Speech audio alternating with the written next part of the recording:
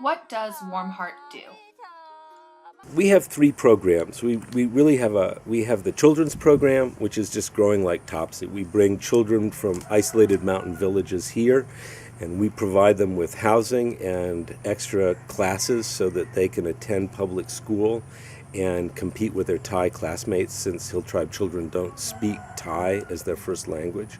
We run several large public health programs to ensure basic public health services access, because there are essentially none here. But the core of our program is actually in microenterprise. And we have now spent 4 years really working our way through a number of variations on two major projects. One, handcrafted silk, and the other, coffee. And after 4 years, we believe that we finally have all of the pieces in place to really expand those two projects to scale. So in the next 3 years, you will see our silk production, literally the production of the silk itself, go from essentially nothing, complete dependence on local growers, to the production of about 350 to 500 kilos of silk on our own, with the establishment of a permanent market for silk pupa, because the type of silk we grow, you produce the pupa. The pupa are more valuable than the silk. And we will establish a wholesale market for those in Chiang Mai or in Bangkok. That will make it possible for all of the local growers to go into silk, because we will be able to buy all of their silk and all of their pupa, giving them a secure market. How does the emergence of social entrepreneurism change the game for NGOs and other organizations who operate internationally? The whole idea of social entrepreneurism, which has become the thing in the last five years or so, is a tremendous development from the normal understanding of nonprofits, NGOs, and so on. It is a direct attack, if you will, on the underlying notion of all nonprofits and so on, which function from an essentially charity model. They operate inherently on the notion that people in the developing world need things that they cannot provide for themselves. And the function of the outside agency is to deliver those to them, so that there is necessarily in that action of charity a diminution of the the recipient to a position of, I guess you just simply say, inferiority.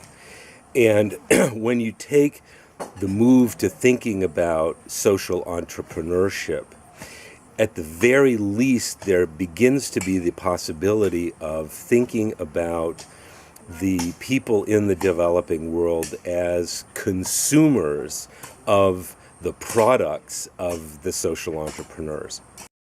How does the term social entrepreneur most effectively relate to traditional entrepreneurial activity? The term social entrepreneur is extremely, extremely wide. This very breadth of definition is one of the serious problems that we confront today. I mean, social entrepreneurism has been taken to mean, in one whole school, the application of business-like techniques to the functioning of NGOs. And in and of itself, that's tremendously important, because you have to understand that for a very long time, the nonprofit world was itself very, very staid, very fixed. Big nonprofits had solid budgets. They did what they did. Nobody ever asked them what they really did. There was no internal mechanisms for enforcing efficiency within the organizations. Efficiency was in fact considered a bad word. Efficiency was associated with business, and business was bad. Nobody thought of efficiency as meaning the best possible application of organizational resources to mission ends, mission purposes, right? But if as an organization you are not organized to be efficient, you run the risk of failing to apply the maximum amount of your organizational resources to mission purpose. So, this notion of applying business-like practices and thinking to nonprofits was hugely important. How does profit translate from ordinary business to the social entrepreneur? I think that the idea of social entrepreneurship really has to mean thinking about nonprofits as businesses. Something which is simply anathema and shocking, I think, among many of the good touchy-feely liberals who come into the world of nonprofits, because so many come in with, a sort of half-baked, learned in freshman year of college sort of notion of Marxism that business is inevitably exploitation, and that the only place that profit is generated is through, extraction of labor value and so on. Look, this is just bullshit. You create profit, you create value by taking resources and transforming them in ways that you have a product which your buyer, your consumer wants more than they want something else, one, and two, which they are willing to pay more for than it costs you to produce. That's profit. How you distribute that profit, whether you keep it for yourself, whether you pay it to your workers, whatever, that is entirely immaterial. But the act of creation of profit is the essential act of entrepreneurship. How does this change the social entrepreneur's understanding of the customer? If one conceives of the customer, that is, the person in the developing community, whether it's a rural community like where I work, or an urban slum, as a helpless nobody who is utterly incapable of understanding their situation, making decisions about what they need, discerning the value of this offering or that offering from one another, making informed and reasoned decisions about where they are going to spend their very limited disposable income, then forget it. But in fact, the very poor are extraordinarily sensitive to market indicators. They have to be. They can only survive because they are hypersensitive to markets. And if you come in with a lot of stuff, they'll say, sure, give it to me, no problem. If it's that or nothing, they'll take it. But if you say to them, among all of these options, what do you really need? They'll tell you, I need this much more than that. They are discerning buyers. So when you have organizations that say, well, the minute we left, they just abandon it, stupid them.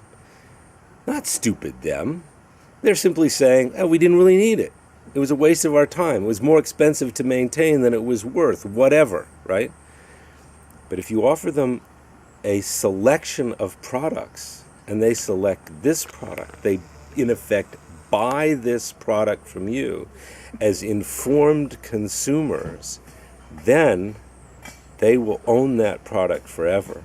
So one, you need to know who your buyer is. You need to pay attention to your community. You have to understand that your community is a knowledgeable, rational, intelligent consumer with very little money to spend, but who, because they have very little money to spend, are going to really come to you.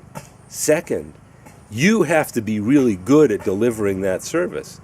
If you waste money, if you are not efficient, if you don't take the limited resources you are given as an organization to create that product, that service, whatever it is to deliver to those people, you're never going to be able to deliver it at a price point that they're going to be able to consume it. And you're going to end up spending all of your money subsidizing the delivery of that service. And when your money runs out, end of project, right? Mm-hmm. So if you look at the United Nations and all the big other IOs, if you look at the national agencies that deliver services like United States AID or the Germans or the French, if you look at the big foundations, if you look at the little foundations, if you look at most nonprofits, they work on a 3-year cycle. You know, this is the sexy subject of the year.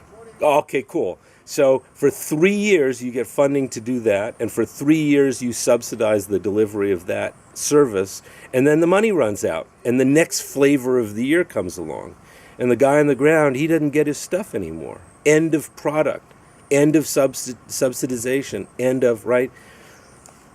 So to come back to sort of this point about entrepreneurship, if you as an organization don't organize yourself to create value on your own, to understand who you're selling to put it in a nasty way, and to think about the process of creation, you aren't going to continue to exist as an organization, and you are therefore not going to be able to consistently deliver to the person you are supposedly helping.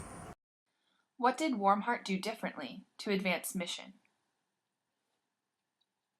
It takes a long time to sit with people to tease out from them what they consider to be needs that their communities have, and to prioritize those needs.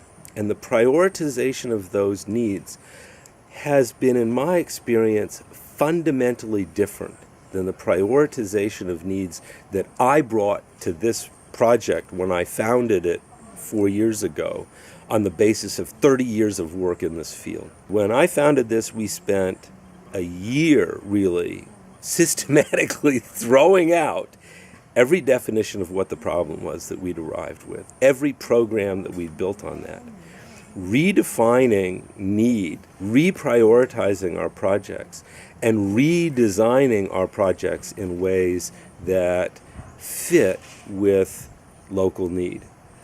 And what we discovered was that there had been lots and lots and lots of previous poverty reduction is what it's called now, poverty reduction programs here in Phrao, in the area of microenterprise, one of our central areas. There had been 17 previous microenterprise programs run by United Nations, Thai government, and large NGOs. 17 of them in the previous 3 years prior to our arrival. There was a 17 for 17 failure rate, a perfect failure rate. Statistically, it is hard to achieve a perfect failure rate with a sample size that size. So it really took something to fail that completely. Every one of those projects was reported as a success because in the terms of the project, it was successful. They spent the money, they did the trainings, the ladies learned how to sew or whatever, but not one of those programs was still operating. And they were not operating because none of them actually provided any of the requirements necessary for teaching the women in the projects what it took to run a business from Phrao, engaged in Chiang Mai, 90 kilometers away, 50 miles. Why did it happen this way? Each one of the implementing agencies had a program. They knew what the women needed. They knew how to do what they knew what to do. They came in, they executed, and they left on the assumption that they had known what the problem was, they had provided a solution to the problem, and it was on the women to succeed. Wrong. They didn't know what the problem was. Their solution was to a problem that didn't exist. Their solution, therefore, failed. It wasn't on the women. It was on the organizations. So what have I learned here at Warm Heart? You start way deep down at the grassroots, and you build up until you know what the hell you're doing. Then you start designing programs. How does one teach social entrepreneurship? If you're going to be a professor of social entrepreneurship, from day one, get your students out there doing it and teach your course based entirely on the extraction of generalization from their ongoing experience in the community. And to students who want to study entrepreneurship, don't kid yourself. You can't learn this stuff in the classroom. I mean, you can learn how to do bookkeeping. You can learn how to do, you think you can learn how to do evaluation. You can at least learn the techniques and that sort of stuff. But social entrepreneurship is only learned when you sit with real people and you confront the creative problem of how do you bring resources and people together in that magical way which creates value, right? I mean, this is the thing that Marx always got wrong, was the failure to recognize the essential role of the guy who had the idea, right? This is why 99.99% of people are not entrepreneurs. You know, they want a job, they want to make money, but if they had nothing in the world and you gave them $10,000, they would not take that $10,000 and put it in the bank and carefully eke it out so they could eat and so on. No, they would take that $10,000 and they would bet it on a business idea. That 0.001% of people, they're the entrepreneurs.